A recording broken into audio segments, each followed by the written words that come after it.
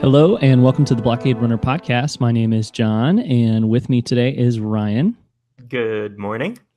And we are here to celebrate the home video release of The Last Jedi, which is a really, hands in the air and all that stuff, which is like a really great home video release for a Star Wars movie, I think. And Yeah, I just got my VHS copy. The way it was meant to be watched. I actually have seen, I'm sure you've probably come across some great VHS mock-ups, fake boxes and stuff.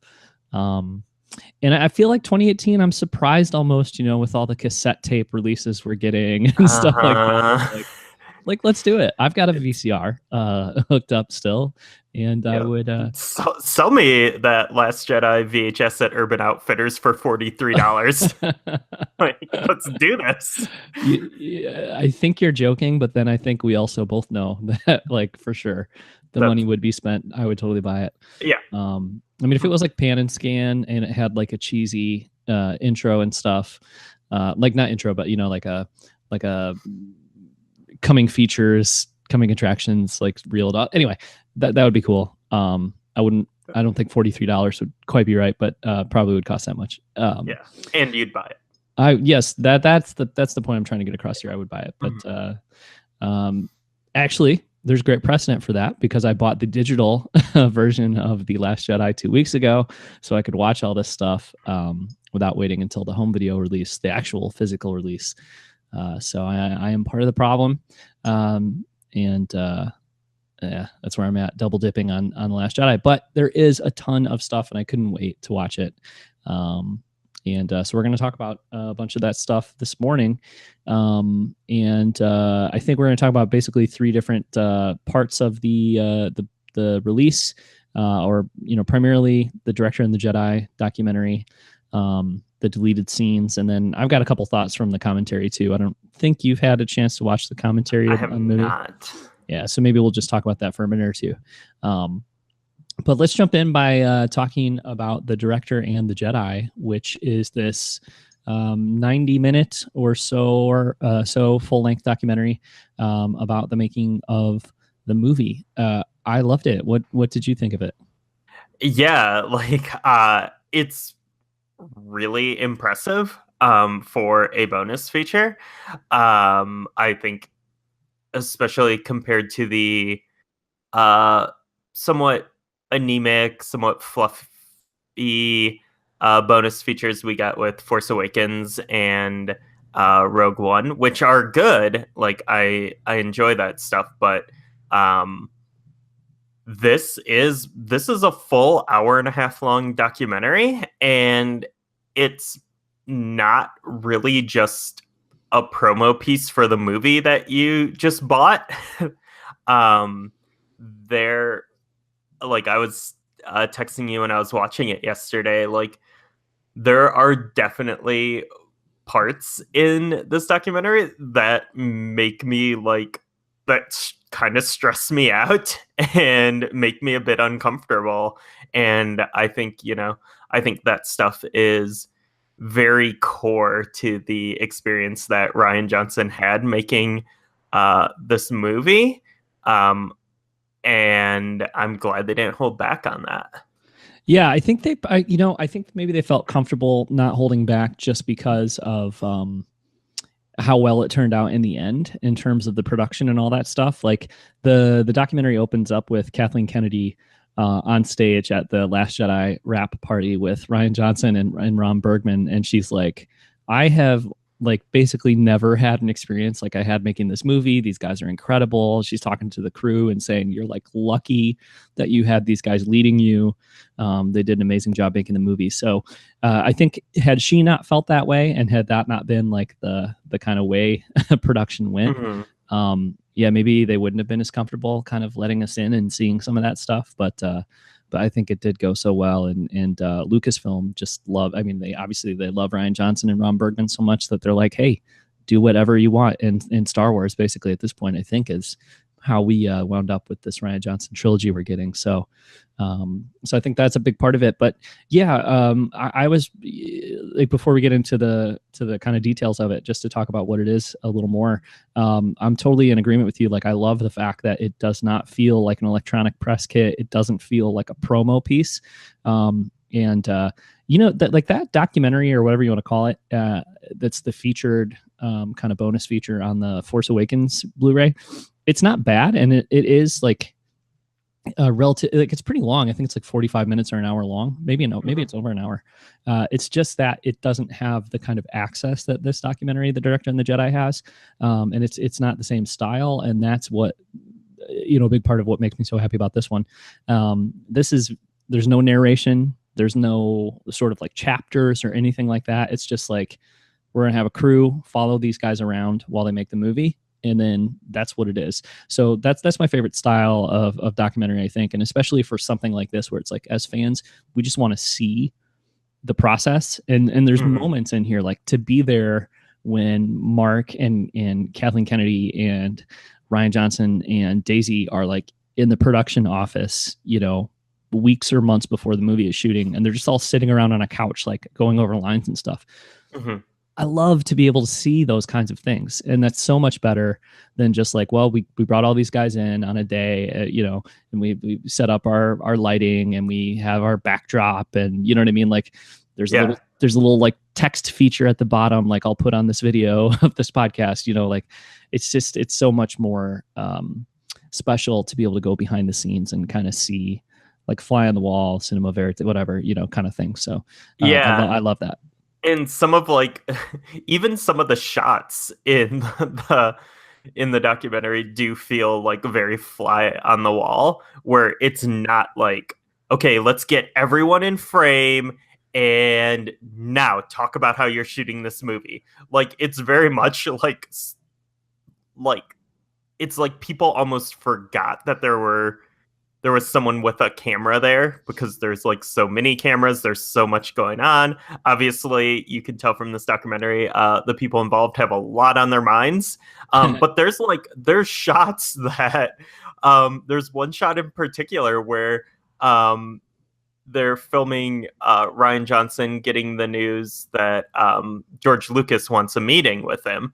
And in that shot, like, half the shot, like, Ryan Johnson's blocked out because someone's like standing in the way, and that's just like what it is. And I love that, like, that's in there, and they're not like, oh, sorry, Ryan, I was shooting this, and, you know, someone stepped in front of you, so let's just do it again. Pretend you're getting that notice from George Lucas again, and we'll just like run this through again. Like, it's not that. It's like this very authentic experience.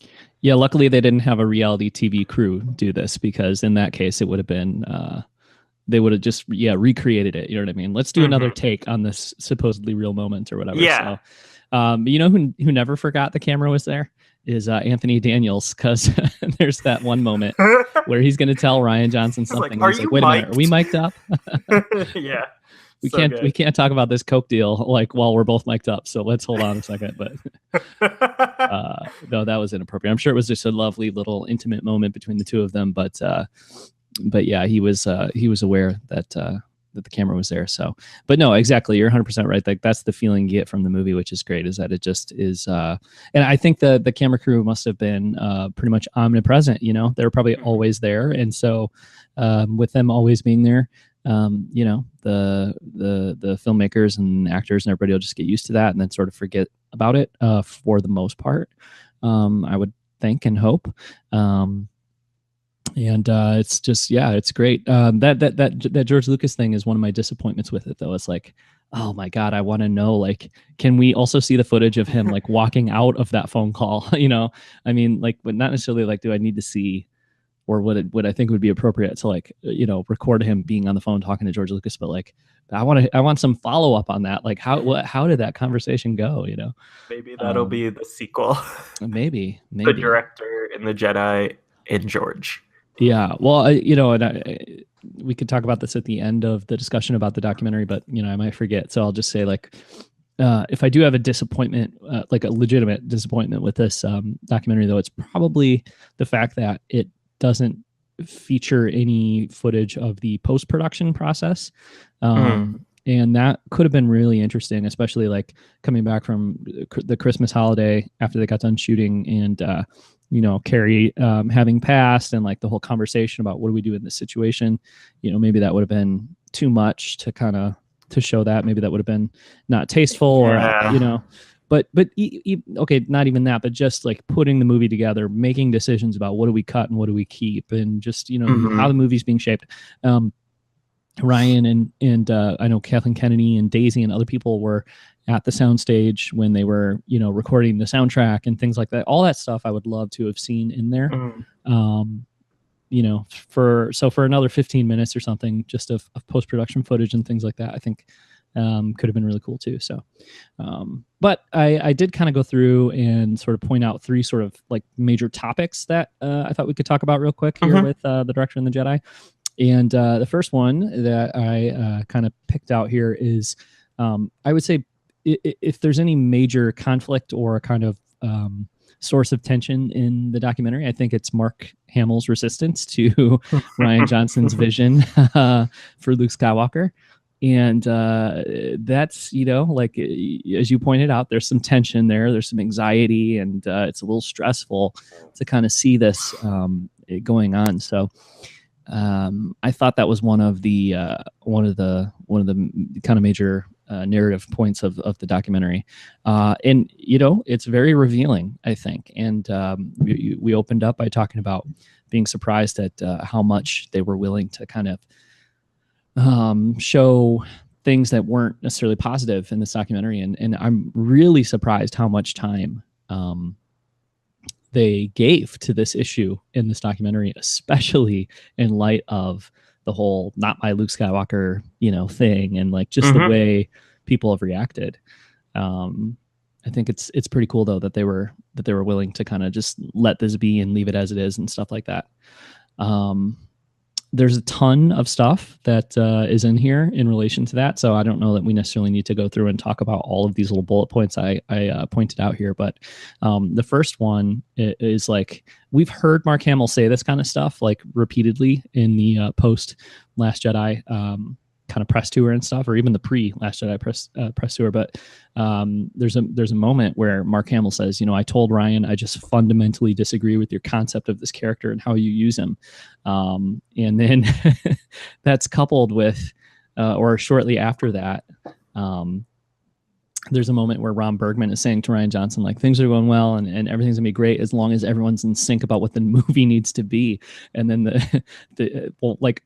Ron Bergman saying that over like a close-up shot on Mark's face, like this like B-roll or whatever, like not in that, he's not in the room when Ron is saying this, but he just has this like really kind of frustrated look on his face. And yeah, it's pretty clear what they're talking about there. And it seems like during the production of the movie, like even during shooting and stuff, there was some concern about just like Mark is not on board with what Ryan wants to do with Luke Skywalker. And I think there's a bunch of moments where I'm looking at Mark and this behind the scenes footage and thinking like, he does not look happy. He looks really, which is a weird way to see Mark Hamill. You know what I mean? Because that's not usually how he presents himself or looks or seems like he feels, Yeah, but there's also like, I do feel like there's kind of an evolution to like his feelings that you can like see happening throughout like days of shooting. I think like, first of all, like he's a super like affable guy on set, and the way he like interacts with like the casting crew and stuff is really endearing. But yeah, like you have Mark, kind of saying the stuff that, like a lot of the Last Jedi criticism is with, just, this is not what should have happened to Luke Skywalker. Why is he in this place? Like, why is he in this headspace? Like, that's, again, the not my Luke Skywalker. But then like Mark also like has, the um humility to also say like a point that I think is severely missed in the in some of the criticism that, it's not my Luke Skywalker. Like this character, and like if Mark Hamill is saying this character doesn't belong to me, like I think that's a valuable piece of insight for fans. Um be like, because he's like, if this is in service to the story, then then I'm just gonna I have to trust Ryan on this. But like you do see like how he does go from looking pretty grumpy and not just like in character grumpy Luke, you can read frustration on someone's face, especially when you're doing really hard work that's really intense work and you don't necessarily believe in it. I think that's probably not a great feeling. But by the end, there's the scene. I think like for me, there's two scenes that kind of give me the vibe that that's when he started coming around. There's the scene with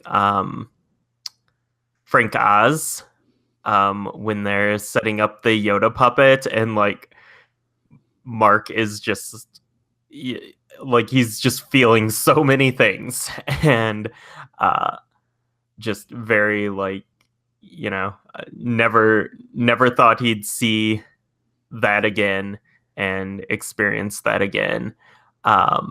And then the scene, I see you have it like marked in the notes, but the scene with R2D2 where he puts his hand on R2 and then has a moment to himself. Yeah, it's from the flashback when he's watching the temple burn and stuff, and like he's got this very intense look on his face, and there's tears streaming down his face and all that stuff, like in the shot.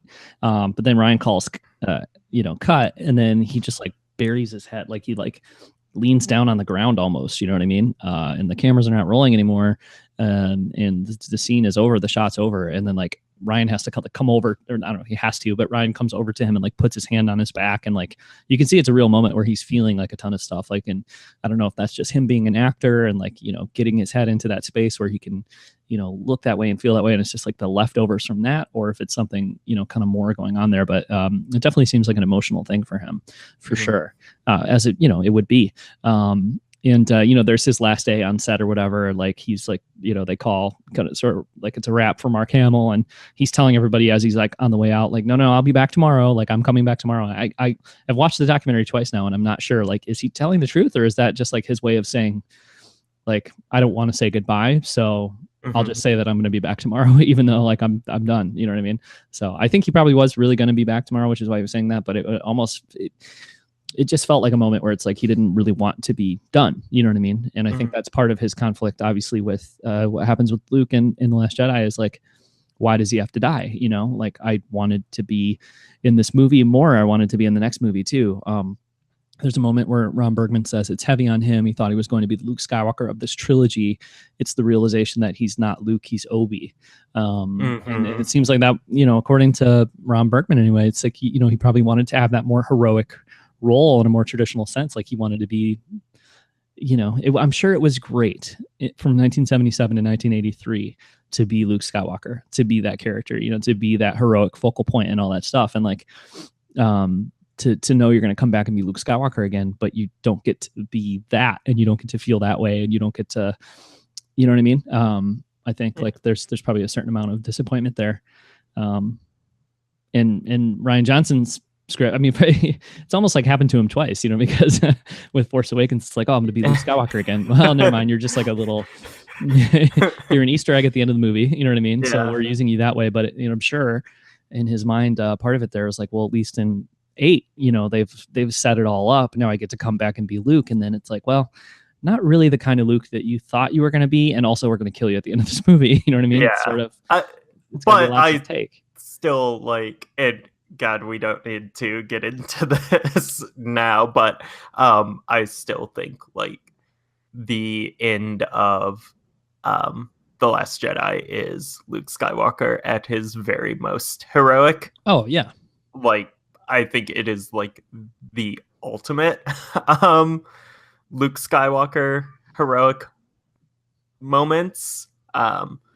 So I think, I think you do get that if you're willing to accept it, but if you just completely shut off and are just stubbornly refusing what what Last Jedi's feeding you, then like you're not going to get that. But I certainly agree with that. Absolutely. I love Luke in this movie, and I love that whole thing.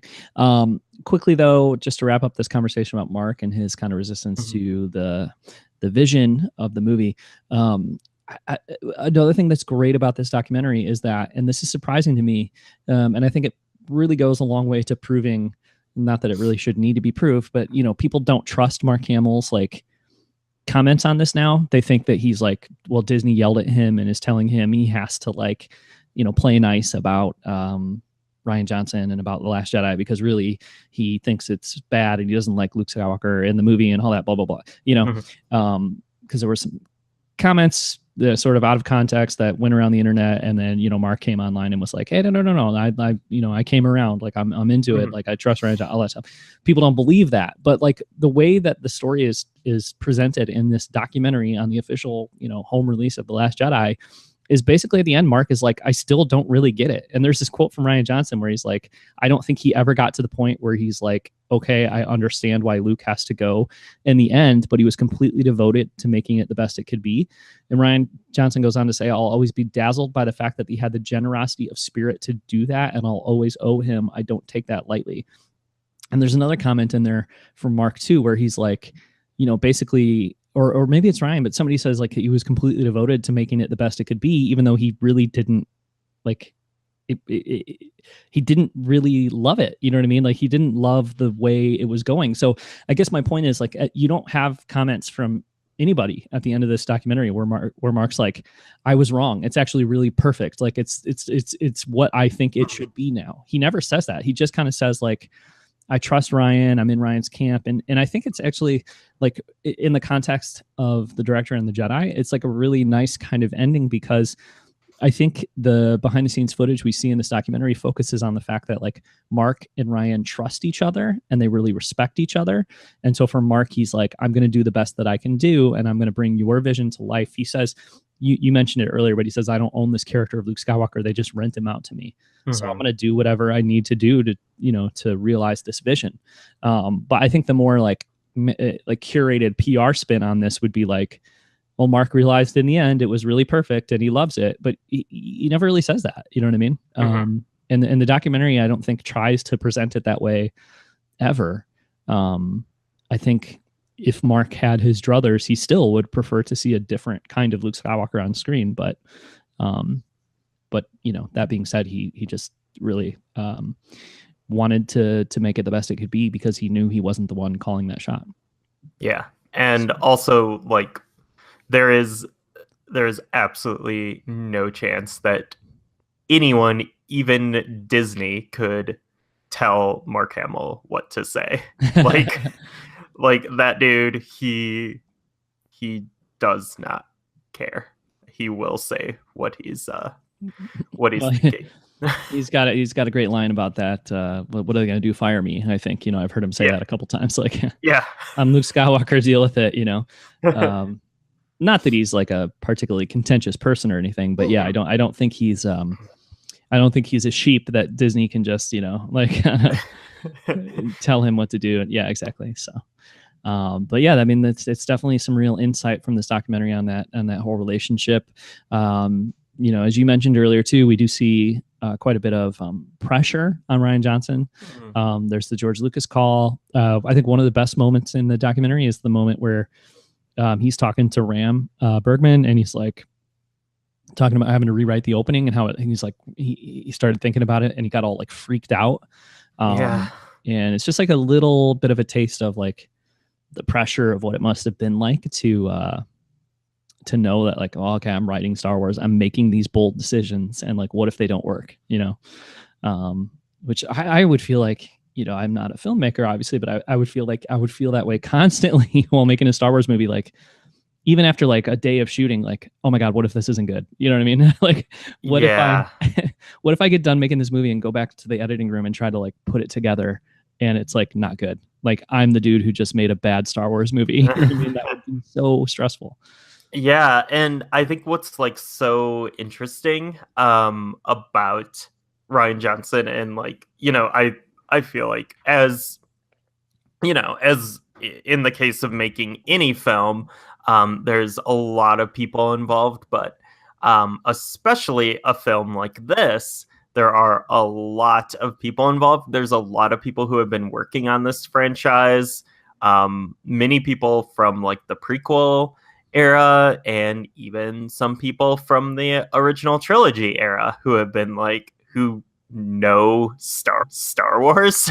and um it's so fascinating to me that, when Ryan experiences pushback on things, whether it be, um, building a sea cow, or and having to helicopter it in, and stuff like that, where, people, other people, experienced professionals, the best in the business, like, when they feel that a decision he's making isn't like the most efficient, or um, or isn't going to look the best, or whatever, when he experiences that pushback, like, I think it would be super easy for someone to, like, who's coming in from like a smaller film background, new to like Star Wars. It would be really easy for them to, like, back down, default to, these more experienced professionals here. But he, like, really holds on to his vision, that he has, despite the challenges and everything. Like, he stays very true to his vision, which is very apparent in the finished product. Mm-hmm. Um, and I think the movie is better for that in all of those different ways that add up. But like, but he does it with like such grace, and um he's not a like super controlling like monster who's just like yelling at everyone, and um that Yeah, well, there's a line from John Boyega in here too, where he says like, "Oh my God, doing Star Wars is pressure. It's pressure." And I never once saw him get like, I forget the term he uses, but basically, like, I never saw him rude. He says, "I never saw him be rude to somebody. I never saw him do any of those things that you might expect a person would do under all that pressure." So there's that. There's also the fantastic Carrie Fisher line where they ask him about him, and she says he's an asshole, and then she's obviously joking, and then she says that he when you first meet him, he doesn't have a dominating affect, but he has a dominating vision. And then I've seen this before, but she goes on to say he has flaws in other areas. I just don't know about them. So it's one of those things where it's like, yeah, everybody seems to respect him so much, and also kind of talk about what a kind person he is and what a good person he is and all that kind of thing too. I mean, I wasn't there, unfortunately. That's a whole nother story. But I think you see that in what he did at Star Wars Celebration. He came out and like spent I think 5 or 6 hours just walking through the convention hall that night when people were lined up to go to the Last Jedi panel, and spoke to every single person that wanted to speak to him. And that's just like so kind and generous of him to do. And I just think he seems like a really good guy. And but I think the way you described it is is I think what's exactly right and really important is that it's like he's a person who can handle this pressure with grace, and he can handle it well while still sticking to his vision. You know what I mean? So it just seems like the perfect person to kind of be around is somebody who like has this vision. He's going to make something really unique and special. And at the same time, like, there are like moments in the documentary where Ron Bergman and other production heads and stuff seem to be concerned about like budget and all the different sets they had to do and all that stuff. I don't have it in the notes, but there's that crazy moment where I think it's Neil Scanlon is saying that in terms of like the creatures and stuff, or just like the what's the word, like physical effects, practical effects, that this movie is bigger than Force Awakens and Rogue One. If you put them together, it's more than that. So it was a ton in terms of just like different sets and locations and visual effects and all that stuff. And they were able to do it like basically on schedule. I don't know if they went over budget or whatever. It doesn't really seem like they did. So, it's your first time making a Star Wars movie. You're able to, end it with Kathleen Kennedy saying it's one of the best experiences she's ever had in her life. You're able to maintain your vision, even while the lead actor, Mark Hamill, is like, I don't like what you're doing with my, you know what I mean? It's just like so much. And in the end, like they totally delivered, and apparently did so in a way where he was always kind. It's just like, wow. You know what I mean? I mean, that's insane artistic vision. That's super impressive, but like it's also just really impressive like leadership that could be applied to like a lot of different areas. And I think like, I think that's probably what the heads at Lucas saw in him. That's like, I think like what we're discussing now is probably what like Kathleen Kennedy saw when they decided to like greenlight his trilogy. Yeah. So, I mean, basically Rian Johnson for president 2020 is what we're saying here, I think, pretty much. Well, maybe 2024. Like we need to get this trilogy out first. So, like, I don't want him doing anything that takes away from that, because I want this trilogy so bad. Yeah, totally. All right, well, let's wrap up the discussion on the director and the Jedi here. There's a couple other little moments, so I feel like we have to talk about. One of the things that's great in the documentary is like there's just footage of certain scenes in the movie being acted and being filmed on set, but obviously from the documentarian's camera, so it's like a behind the scenes look at those scenes being filmed. And the directors and editors of this documentary hold on the Holdo Leia goodbye kind of moment on set. Like you almost see the entire scene shot from this behind the scenes perspective, and there's just something about it that's really emotional and beautiful when like you can hear all the background noise, you can hear like the extras like walking through and stuff in a way that is all obviously like kind of curated and perfected in the final product, but to just feel like you're there as they're acting, it's just more intimate, I guess, is what I'm trying to say here. And it's a great moment to see. I think we both loved that moment close to the very end from Carrie Fisher, where she's like, that was fun. I think it was my best work. And then the documentary is just kind of silent for just a moment after that.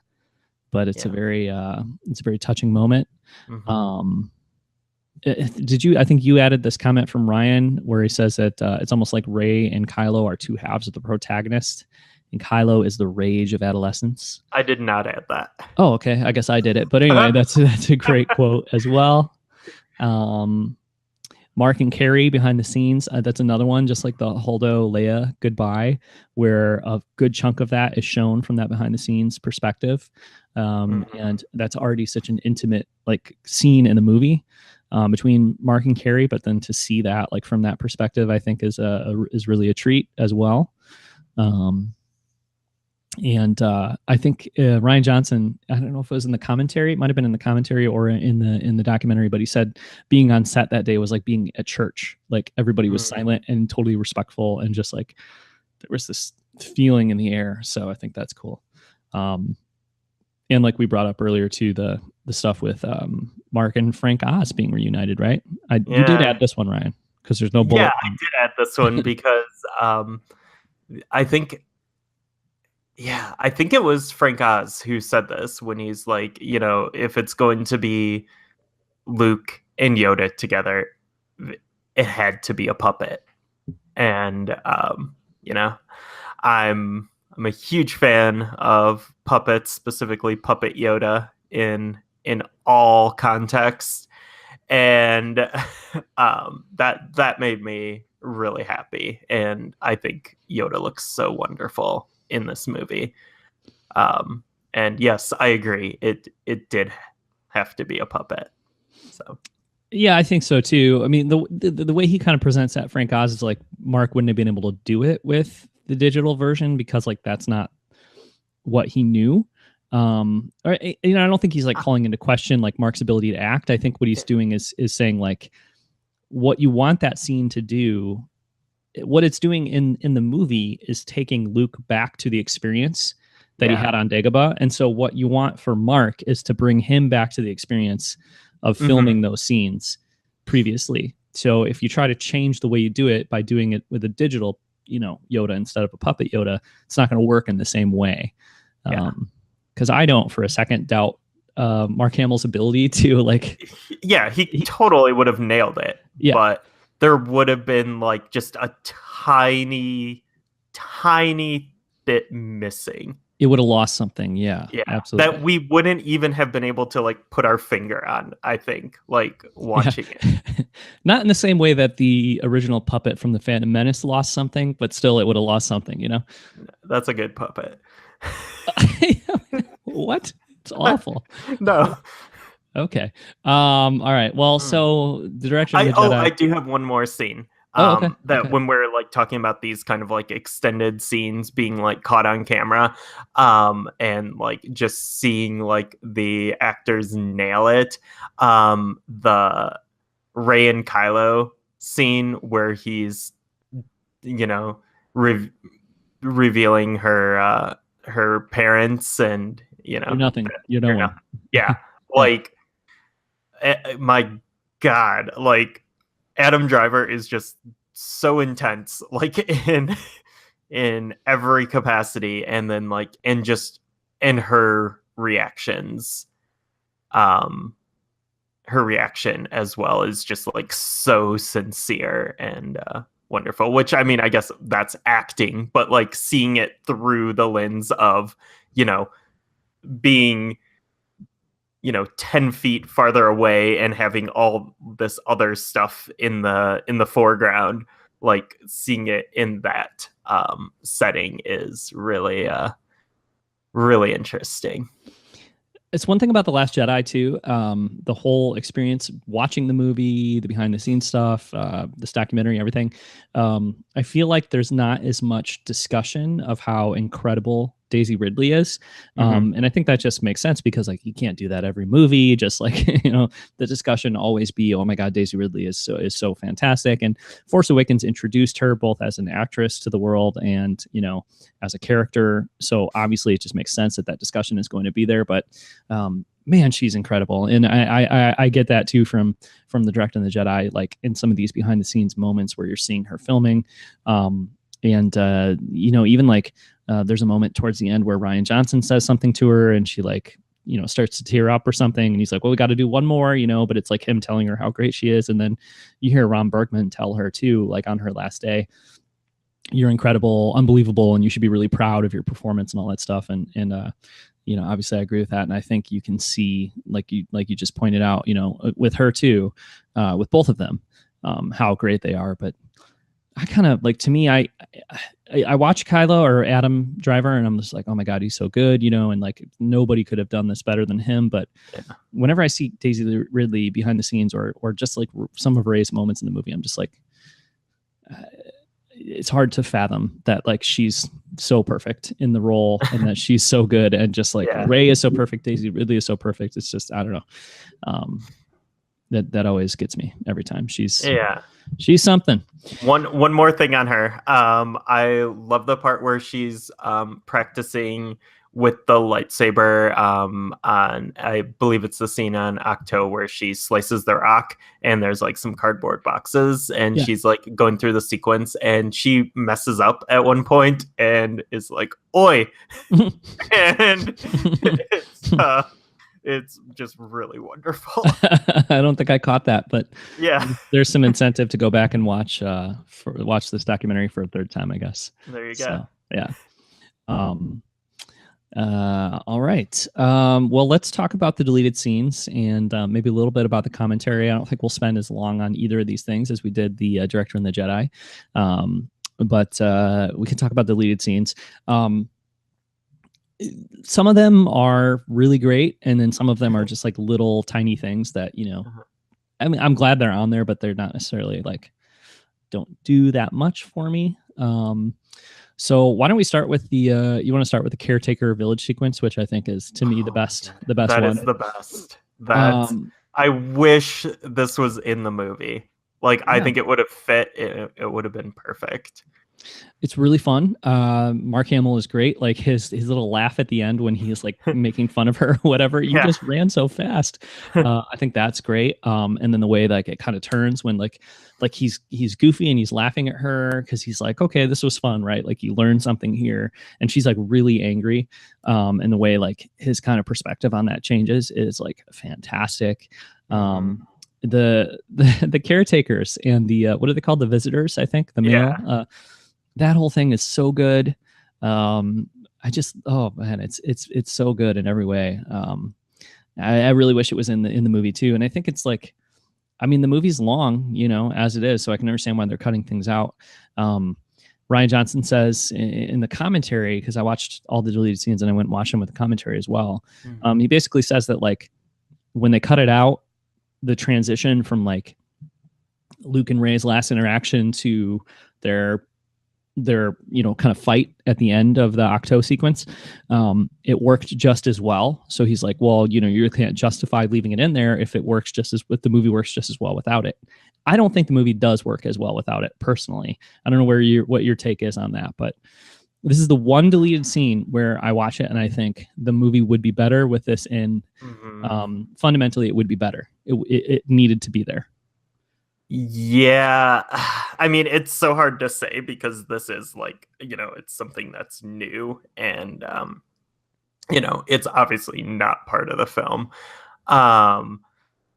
Like I like the scene because it's super entertaining. It's like, it looks awesome. Like the part where she's like running is just an incredible shot. I like it because it's giving some like lore on the caretakers, something that we get from like the visual dictionary and all of that. And then also like it's like again just like super entertaining. I think it's like one of the funniest scenes, but there's also like, I think there is a lesson in there, and I think there is also kind of, I think what you were implying, some character development for both of them, where they learned, like Rey learned a lesson that Luke was trying to teach her, but I think Luke also learned about like who she is in like her very core as well. So yeah, I mean, I think I agree. Like, I think the scene should be in there. Well, it's not only that like Luke learned a lot about her. It's totally a moment where like it's a reversal of like who the mentor and who the mentee are, because he's on this island. He thinks he's doing what he needs to do. And we can see from, there's so much in this because we can see more clearly than any other part in the movie, I think, where his motivation comes from in being on that island, in why he believes the Jedi are misguided. He tells her like, well, true Jedi would just sit there with his thumbs in his lap because he's not balanced, and you can't really like change the political landscape of Octo, so it's better to not do anything. And she's just like, no, I'm going to trust myself and do what's right. And she runs off and tries to save the day. And he tells her like, hey, that's what the resistance needs. The resistance needs you. You know what I mean? So he's trying to like teach her a lesson, and she turns around and tells him like, hey, guess what? Like, I don't care about your stupid lessons because our friends are dying. And you can see it in his face in that moment. Like, oh my God, like I could be, I'm I think I'm teaching you this lesson about like how the Jedi wouldn't act. And like, it takes Rey like kind of sort of, figuratively slapping him in the face and saying like, you are the Jedi right now. Like, being on this island and not doing anything is what you're doing. And you're trying to convince me that the Jedi were wrong. And like, like, I actually know what needs to be done in this situation. And you're the one who doesn't get it, guy. And then he does get it. And I don't know if you have read about this or heard about this, because I don't think you're reading the novelization, but in the novelization of the film, and I assume this comes from Rian Johnson and comes from like an original version of the script or whatever. I know he worked with Jason Fry on the novelization. In the book, after that moment, Luke is like, Rey, you're right. I'm going with you. I'm going to leave the island and I'm going to go with you because you're right and I'm wrong. And that's obviously not filmed and it's not part of this deleted sequence. But like, this moment is what shows Luke, okay, I got to leave Octo. I need to go back and join everything. Now, then obviously he sees her having her makeout sesh with Kylo Ren and like completely, like doesn't go with her. But all this stuff is just like, oh my God, I have this like long protracted note in here that I will not read now. But basically it's like, I love The Last Jedi. I love what Rian Johnson did with Luke Skywalker, and I love the trajectory and arc of the character in the movie. But I've never sympathized more with the people that don't get it and don't like it than I did watching this deleted scene. Because to me, I'm seeing in this deleted scene an essential part of communicating what Luke thought and what Luke felt. And I feel like, I didn't need this scene to like connect with it and get it. But there's obviously a lot of people out there that didn't connect with like what he was trying to do with Luke.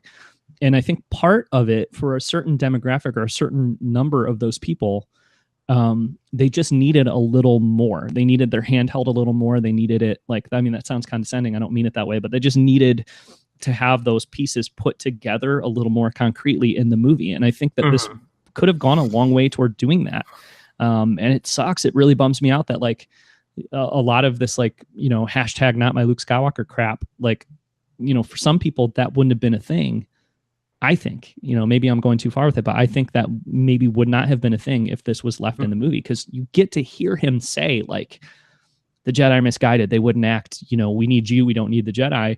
And you get to hear her, you get to see her snap him out of it. And it's just so, oh my God, I love it. So anyway. Yeah. So this scene is completely intact in the novelization. Yes. Wow. Yep. It's totally in there. And then afterwards, Luke is like, she's right. I got to go. Wow. So yeah. And one thing about that too, like, I guess this is probably really obvious and I should have figured this out a long time ago, but watching this bonus stuff on the Last Jedi Blu-ray, I realized like how cool it is that in the flashback sequence, Kylo Ren, brings that hut down on Luke and like destroys that hut. And then like when Luke shows up and sees Rey and Kylo touching, like he destroys that hut. And like I always thought like, oh, that's kind of like I don't know. Like I like that part, but I was always like, that seems like a weird thing for him to do, to just like rage destroy the hut, But it's like there's that symmetry between like, his apprentice, like Kylo Ren did that, you know what I mean? And then like Luke Skywalker does the exact same thing. That's a cool moment. That is sort of unrelated to this deleted scene, but I just thought of it now. So hey, yeah, that's cool. Got to get that content in there when we can, I guess, right? Oh yeah. Okay, so 2 thumbs up for the caretaker village sequence, though it's a little bit frustrating that it's not in there. Yeah. Other stuff. I guess real quick with Luke, there is also that deleted scene where he's kind of crying in the in his like little apartment there on Octo after Ray shows up. I like that. I guess I can see that it's not necessary, but it's pretty good stuff. Yeah. You left some comments about the Fathier sequence there. Oh my god, the extended Javier sequence. Like, you know, I would have been totally cool with this being extended in the film. I know it's not a lot of people's favorites, but I like it a lot. I like that scene the way it is in the film, but I also like this scene because it gives us more Canto Bight. It gives us more glimpses because they just like run through more places. So you get to see like the massage parlor, which is you know, there's a lot of significant stuff in that, in especially if you've read the book. There's like multiple characters from that book in that scene. And so I like that a lot. But it's also just like, it's pretty absurdly long. It's the pod race for Last Jedi. Yeah. Yeah, and I don't know if it's accurate to say you get to see more of the scene when what you're seeing in that massage parlor is that like naked like little pudgy thing, and like what is the deal with like his spine? Like it's there's like a scar from like, or I don't know if it's a scar or what it is, but like from the back of his neck all the way down to, well, it just never ends. I mean, and it's super. It's like a giant butt crack. Yeah, and it's like, let's lay this guy down on his belly and put the camera up, like right above him, just so you get like a total bird's eye view of this like extended butt crack thing. Like, not into that at all. But yeah, no, it's cool stuff. But like to me, you know, and watching the commentary and stuff, like hearing Rian Johnson talk about like, well, this stuff is good, but it's not essential. To me, like this is. Yeah, I mean, the scene is the same. Like whether you have 3 minutes of Fathiers running through Canto Bight or a minute and a half of it, you're communicating the same thing. So I think a sequence like this makes a lot more sense to cut versus like, you know, the caretaker one. But anyway, yeah, this is like a classic deleted scene, like where you're like, oh, here's some Easter eggs, here's some cool stuff, but yeah, like. That's totally fine. It's not in the movie. Like I get to, you know, enjoy it in this context, and it's fine. I almost forgot. Going back to Director and the Jedi, the Canto Bight stuff in there is so good. Like I love seeing all like the behind the scenes on that, and also, you get some extra footage there. You get some more of the Canto Bight patrons that are not shown in the film, and that made me very happy. Like the guy who can't see where he's going and bumps into Mark Hamill, and then like it's like, oh, I'm so sorry, I loved you when I was a kid. Yeah, and Mark's like, I'll help you get to where you need to be. Yeah. Oh, you know what else is vintage Mark Hamill from the Director and the Jedi is when he's like backstage and just like he like found like 3 or 4 crew people that he could just like start like improving on. Like I'll just like. It's like when he does his stage show at Celebration and he, you know, doesn't need a script or like anybody to interview him because he's like, oh, I could just talk. Like, I'll just tell you some stories. And he just like found some dudes to do that with. That was pretty cool. All right, back to deleted scenes. There's the Mega Destroyer incursion scene. I like most of this, but I think, again, like, you know, they're sneaking around. You know, they're afraid of getting caught. Like, I don't think a lengthier version of that is necessary. How do you feel about the butt slap? I hate the whole thing. Tom Hardy is awful in that sequence. So I'm sure that they cut it because it was too long. But and Rian Johnson is too nice to say this in the commentary on this deleted scene. But you got to think part of it is like it just doesn't play. It's just awful. Like his like weird Texas accent. Southern drawl. Yeah, his butt slap. The joke. Even the writing is bad in that thing. Like it's not. I mean. I want to be clear. I think Tom Hardy sucks in that sequence, but like I also think like it's not even well written. Like it's just bad all across the board. Yeah, Really bad. I appreciate the intent of that sequence. Sure. Like I think like the first part of it is legitimately intense, and um I think like I think you could have done that sequence correctly. Um Hmm. yeah, correctly. Let me tell you how to make a Star Wars movie. But no, I think that sequence could have been done in a way that was more appealing and entertaining.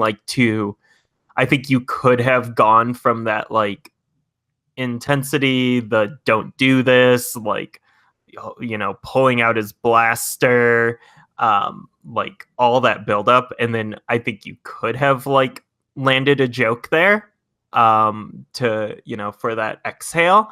I just think the joke is bad and it is so long, and he just keeps going, and then there's the butt slap, and you're like, what even is this? Not my stormtrooper. Yeah, exactly. Yeah, it's not good. I think all you have to do is look at in my opinion, anyways, the General Hugs thing in the beginning of the movie. Yeah.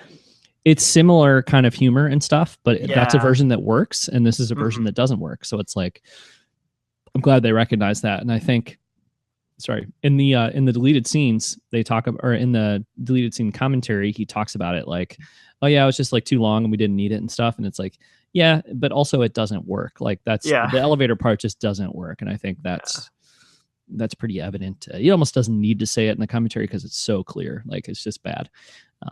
So anyway, yeah, I do like getting.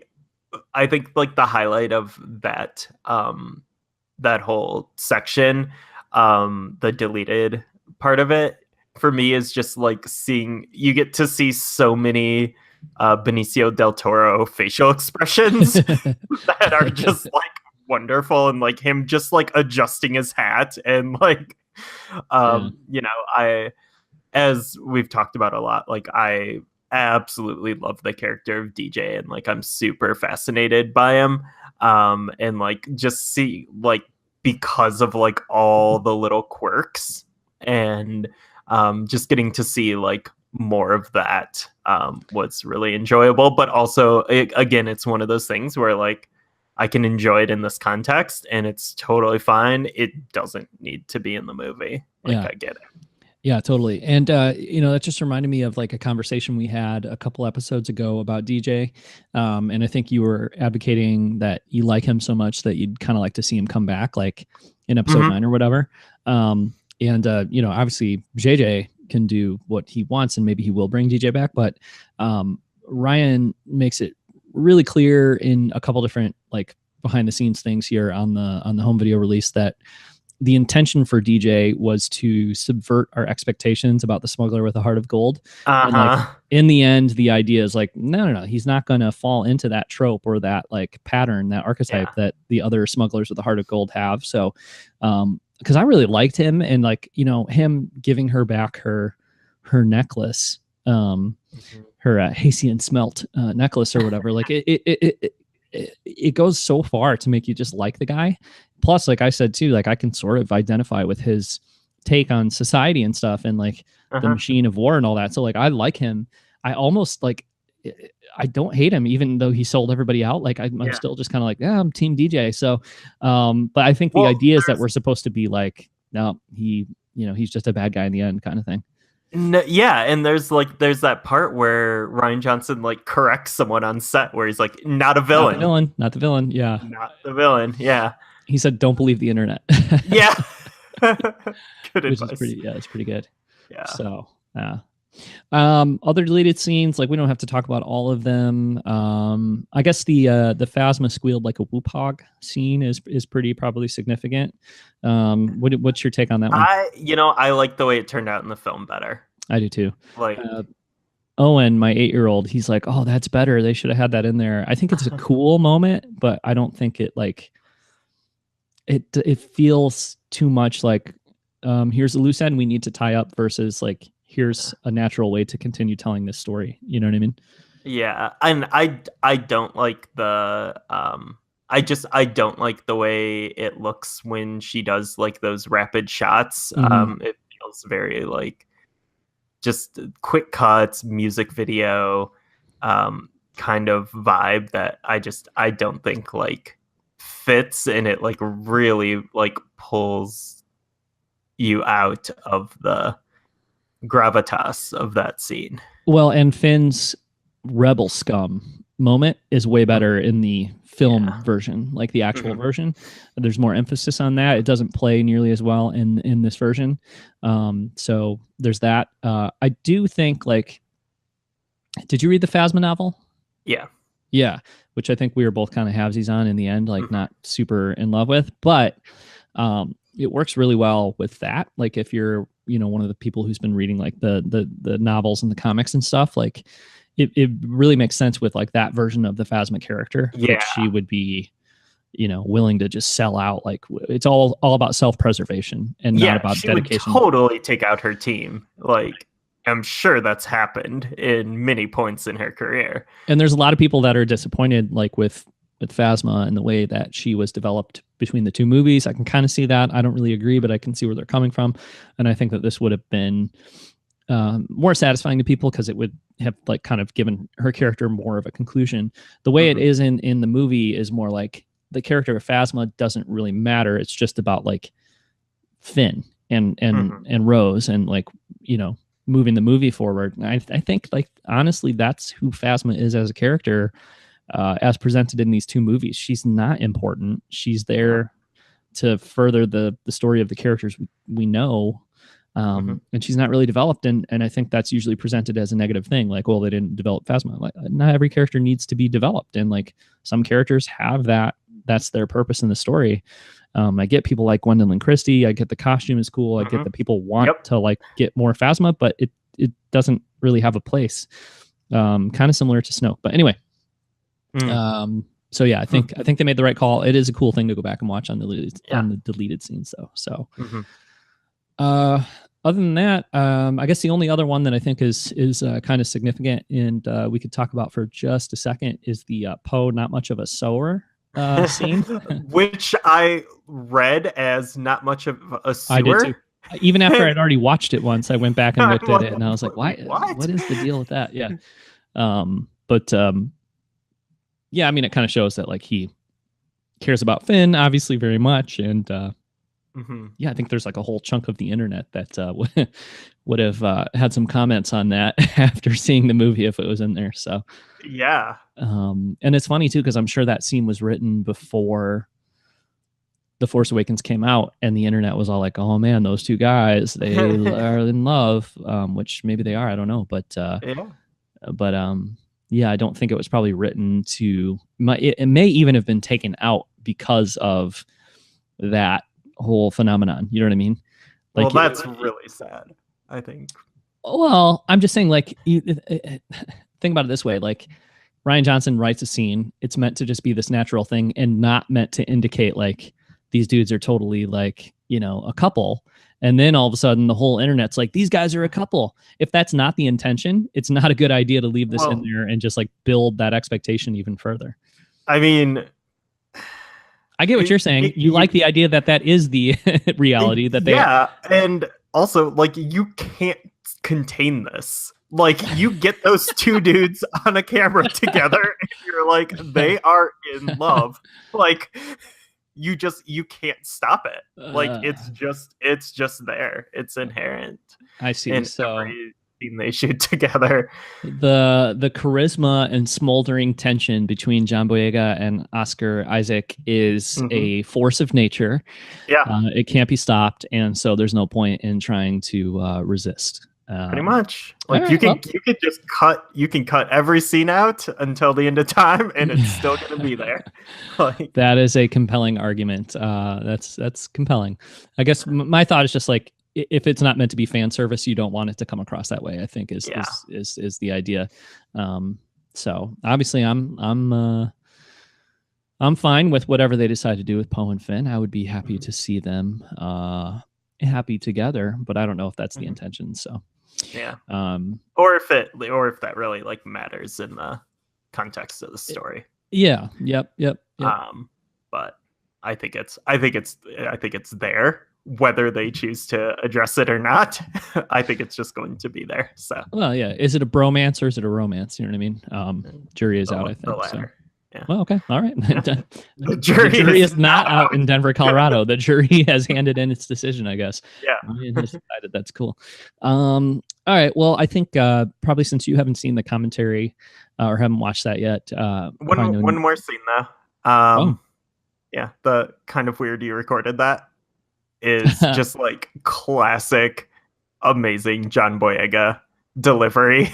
Yeah. Just hilarious and wonderful. Like, I get why it doesn't need, that scene doesn't need to be in there. Like, it's like, you know, he cares about Rey.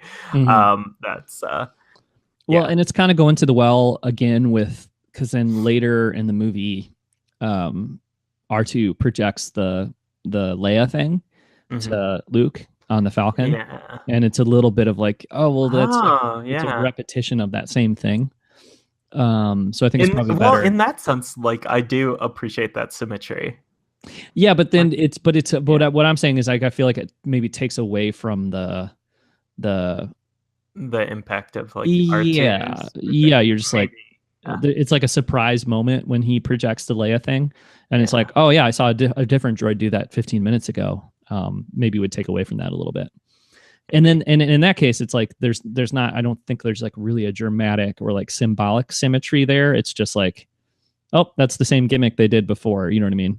Versus like with Kylo, like Kylo and Mark, for instance, in the hut exploding, like there's some significance like in terms of the storytelling there. Whereas in this case, it would just be like another character sees a droid project something, you know? So, but I do like the sequence quite a bit. And I think you're spot on with John Boyega. Like, Finn is always fantastic. And it's just nice to see him see that moment, because it was such a nice moment when she like kind of kissed him on the head and all that stuff. So to know that he kind of sees that, it builds up the whole thing. It doesn't really come across that much in the movie. I mean, Finn talks about Rey, like, where's Rey and all that stuff. And I love that. But at the same time, it doesn't really feel like those two characters are really like dying to get back to one another in the end. I think this would have made it feel a little more that way. But Rey is just too, I mean, I don't know. Rey's a Jedi. She's too, her own thing going on. Yeah. She's too focused on the mission and all that stuff to kind of devote too much energy to the Finn thing, I think. So, wait, one more scene. The alternate opening with like the pan down, and this is like one that like we kind of knew about. Like, I didn't know they actually shot it, but like I knew it was part of like the original script, like panning down to like this like half circle, and then it's, you know, it turns out it's the tank that Finn is in. I think that's like really interesting, like artistically. And I think I like the first line of the movie being Rey. Like, I think that's cool, but I don't know. But like, there is like something that's kind of lost there, and I think the way that the final opening, I think, is ultimately like, I'm glad they went the way they did. Yeah, I feel like if you were to watch Force Awakens to Last Jedi like back to back, it would be a more kind of natural way to connect those two movies, because, you know, like in the end, Rey leaves to go off on her mission, and Finn is like laying there in his like coma or whatever. And then to open it up with him being in his coma, being like, where's Rey? Like that, it just kind of connects them in a way, in a really great way. But, I agree with what Rian Johnson, kind of says about it in the commentary for the deleted scene, which is that like he was really impressed with like the idea, like he was impressed with himself, like how clever it was, but he's like, it just wasn't direct enough in like telling this story, and it just needed to get right to the evacuation and the space battle and go from there. And I think that's right, it works better, like you said, but there is something cool about it, and I do like the Finn is fantastic, and in this movie, he doesn't obviously I don't think he gets quite as much like emphasis and quite as much opportunity to shine as he did in The Force Awakens. So it's kind of nice for him to get like another moment there and stuff too. So it would have been nice, but I think, you know, it makes sense. And this is the kind of I think this is the thing that Rian Johnson was freaking out about a little bit in that moment in the Return of the Jedi. It's like, oh my God, it doesn't work. Like the whole opening doesn't work. So yeah, I think the different version is better. Yeah. Real quick, like I was saying, you haven't seen the commentary, and we've probably talked enough for one episode about behind the scenes stuff from the Last Jedi. But there's just a couple quick things I want to mention on the commentary.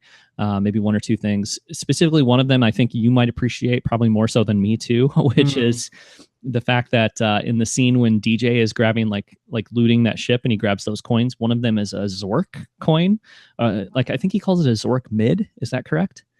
This is from like, are you familiar with the Zork? It's like this like Infocom game from. Okay. Yeah, the text adventure game.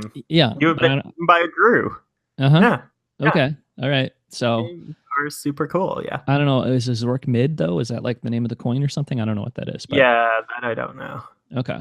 But anyway, I think it's pretty great. Like if you didn't have enough reasons to love Rian Johnson from watching this behind the scenes stuff, the fact that he was like, Zork was really important to me growing up. So I brought my Zork coin to set and I put it in there like with the other coins. Like, I don't know, man.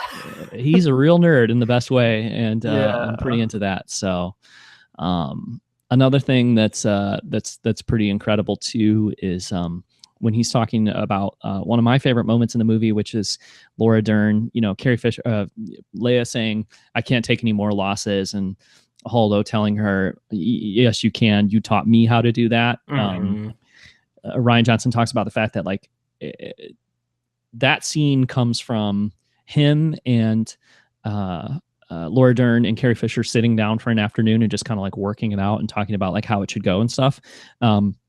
And Laura Dern wanting to communicate to Carrie and communicate in the movie, like too, just like how important Leia was to her in her life and like how inspirational she was to her and all that stuff.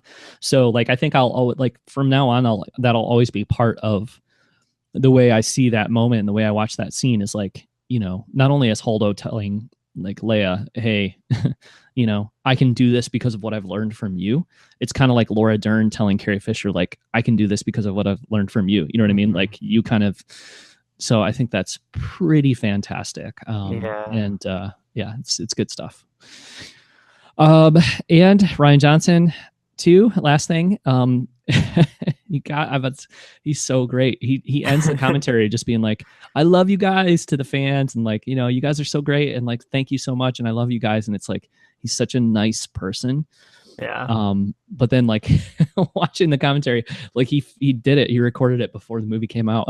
And I'm just like, I'm hearing him end this commentary with like, oh, the experience has been so great and the fans are wonderful and I love you fans. And then like, I'm thinking, God, in a couple weeks, man, this movie is going to come out and people are going to be awful. Just so awful.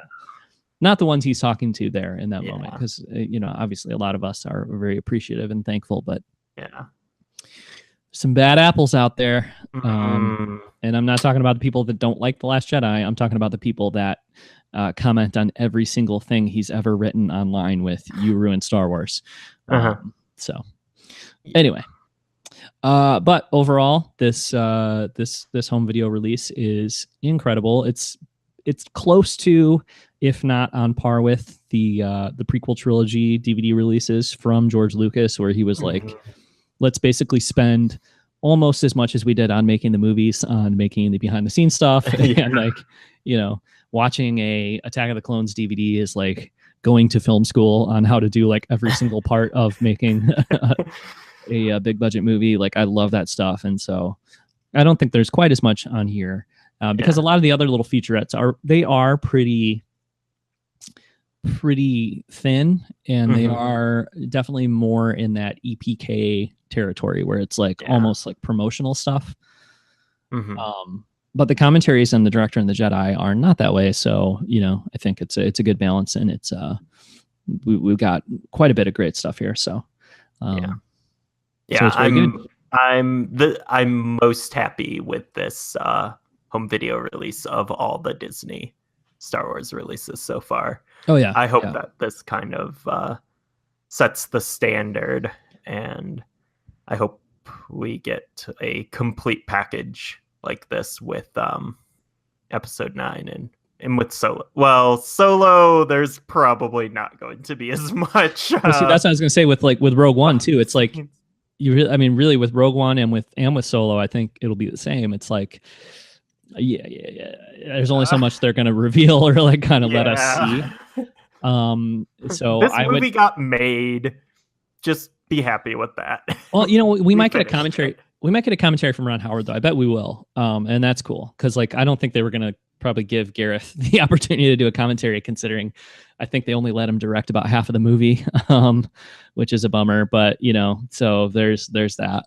That's okay. Not half of the movie. I'm sure he directed the majority of it. But like the fact that in the end they kind of, maybe not fair to say, took the movie away from him, but they were like, yeah, you don't have total creative control on this thing in the end. I feel like it's less likely that he would be given the opportunity to do the commentary.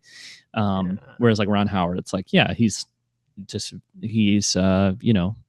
Opie and Richie Cunningham. Like, we'll let him come in and do a commentary, Yeah, there's a whole lot of awkward, there's like a minefield of awkwardness that has to be addressed in like.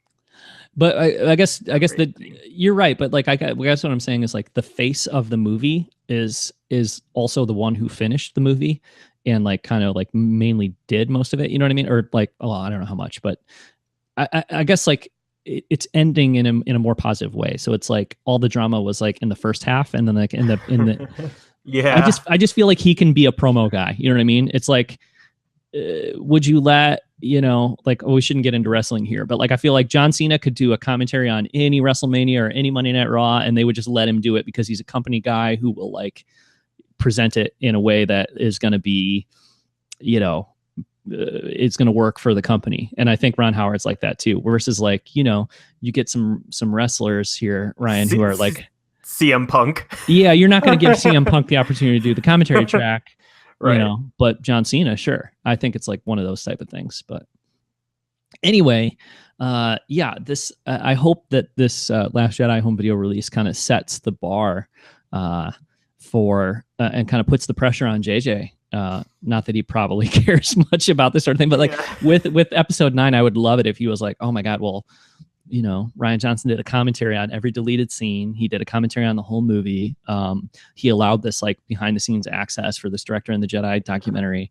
Like, I would love it if episode 9 has a similar sort of wealth of bonus features. And, a lot of it on The Last Jedi is like Rian Johnson, I think, being enthusiastic and being willing to do this stuff. So it'd be nice if JJ kind of gave us as much great stuff on the next one too. So we'll see. But yeah, I mean, I would love to just like,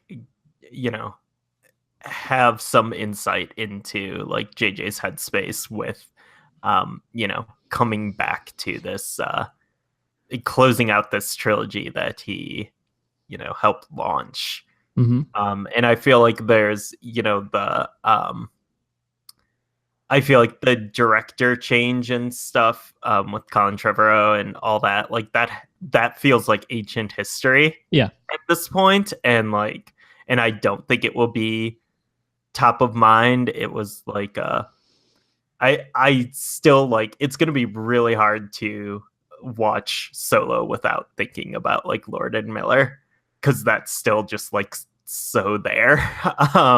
Whereas I feel like the Colin Trevorrow stuff, like that's whatever, like and I feel like he could just own it. And yeah, it's probably more of a big deal than like the the Michael Arndt exit on Force Awakens, but it feels more like that kind of thing. Like, well, we were going in this direction initially, and then we changed. I mean, obviously, for Colin Trevorrow, I think it feels more contentious than it did for Michael Arndt. Like, I think Michael Arndt was kind of like, yeah, I'm not gonna be able to do this in the amount of time that you want. Right. So I think he was happy with kind of like laying the foundation and like letting those other guys take over.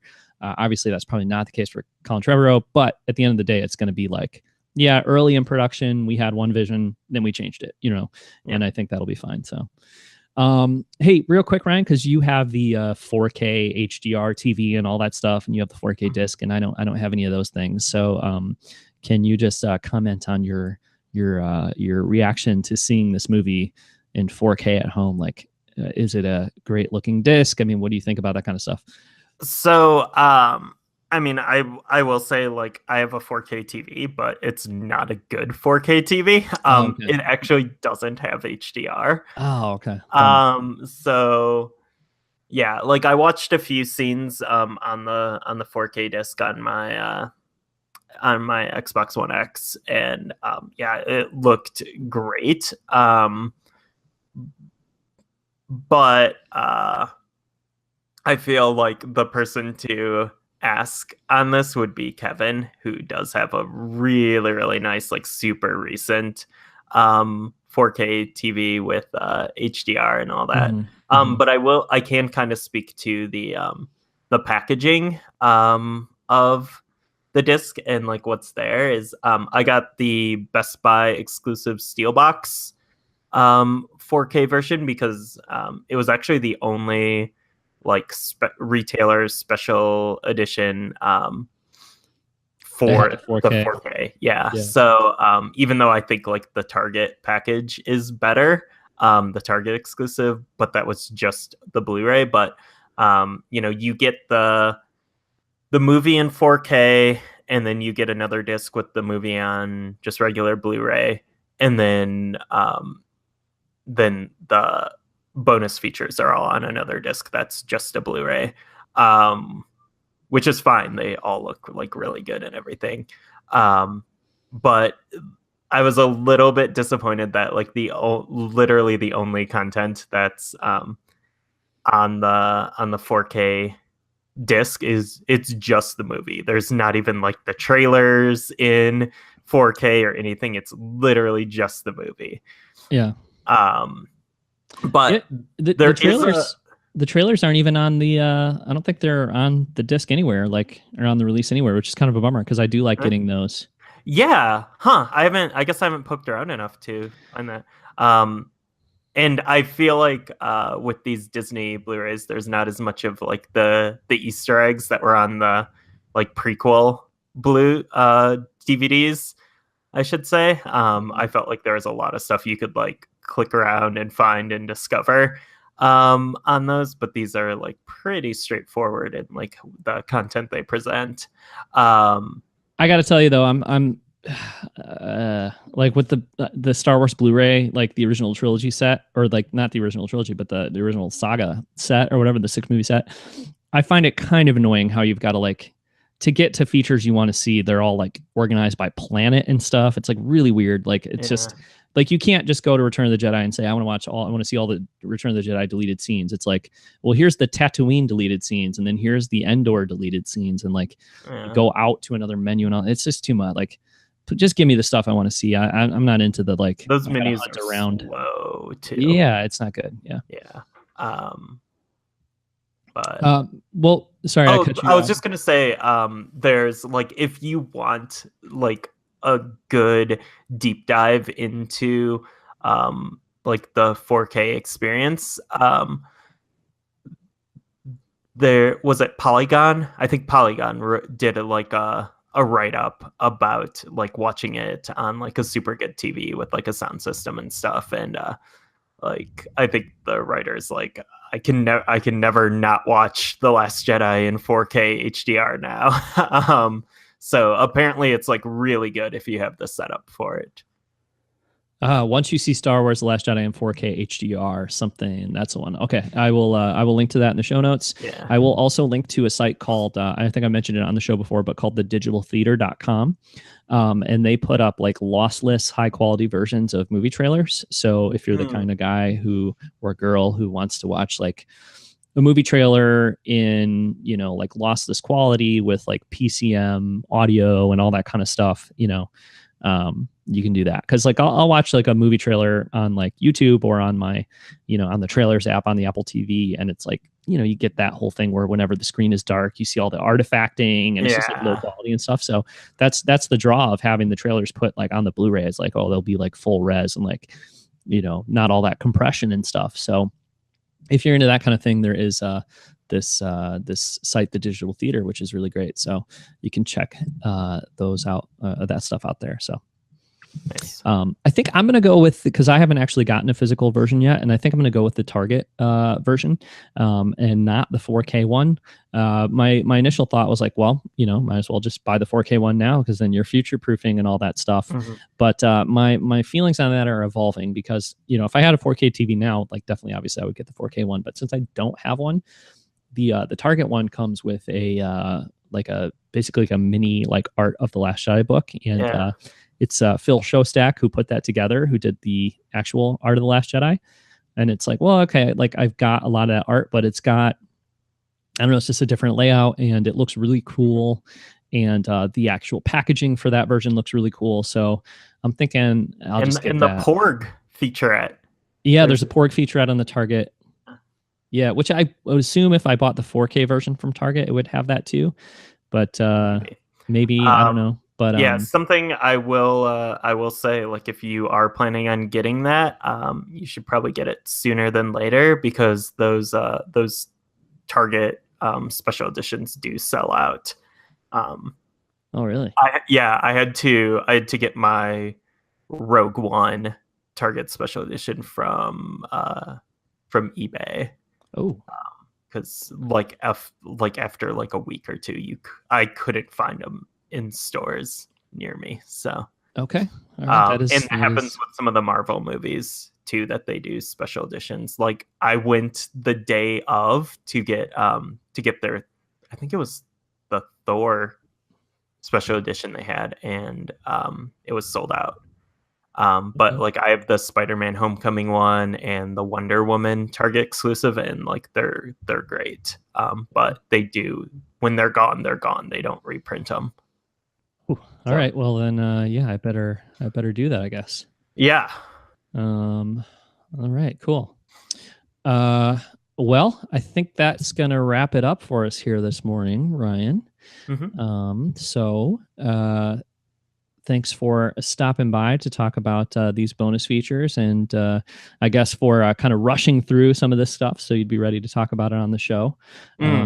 I've been taking a leisurely 2-week cruise through all these bonus features, and I just had to have the experience of having the discs. Like, it goes back to that like wonderful time period where the prequel DVDs were coming out, and at the same time the Lord of the Rings extended editions were coming out, and I would just like sit on the couch like all day just watching special features and like flipping discs and all of that, and it's a good vibe.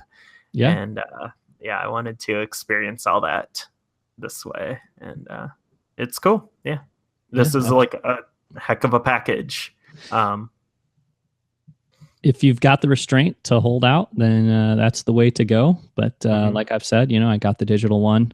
I'm going to go ahead and probably get this Blu-ray from Target that doesn't have the 4K. Then I'll have to buy it again on 4K.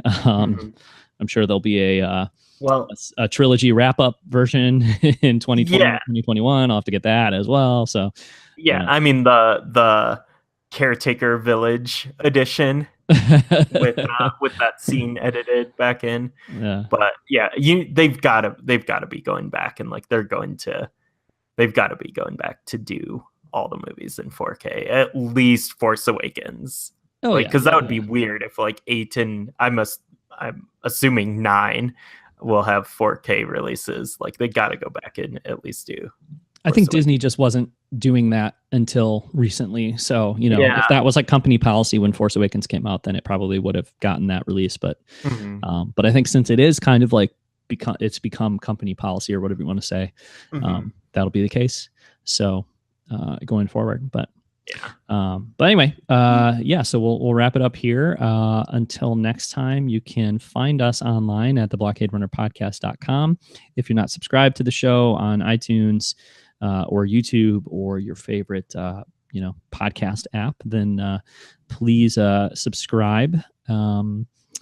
And it would be great if you would leave a review for the show too on iTunes. I think we're sitting at a big whopping 2 reviews after 2.5 years or something like that. The reviews are not coming in fast or intense, and that would be great to get a couple more reviews up in iTunes. So would appreciate. But yeah, you can email us at blockaderunnerpodcast@gmail.com. We're on Twitter at Blockade Run. Ryan, you're on Twitter at Brawnjorf, BRAWNDWARF. Instagram at the Blockade Run. And we have t-shirts now too. There you go. That's another thing I almost forgot. We have t-shirts. So for now, it's just our basic Blockade Runner logo kind of design or whatever. But I ordered a what do you call it, like a proof t-shirt, and it looks good. It looks good. It's really nice. And the way we set the store up is through Threadless, and I'll put the link in the show notes, of course. But we're able to sell the shirts for as cheaply as possible, because you can choose to sort of get like a little kickback for the podcast, or you can choose to just sell it like totally at our cost or whatever you want to say. So we've got them dialed down to be as inexpensive as possible. So t-shirts are starting at $10 on threadless.com, depending on what kind you want. So t-shirts, hoodies, all that good stuff. So if you've ever found yourself thinking, I would love to sport a Blockade Runner t-shirt, we'll put a link in the show notes for that too. So nice. Yeah. All right. Well, we will see you next time. Thanks very much. And may the force be with you.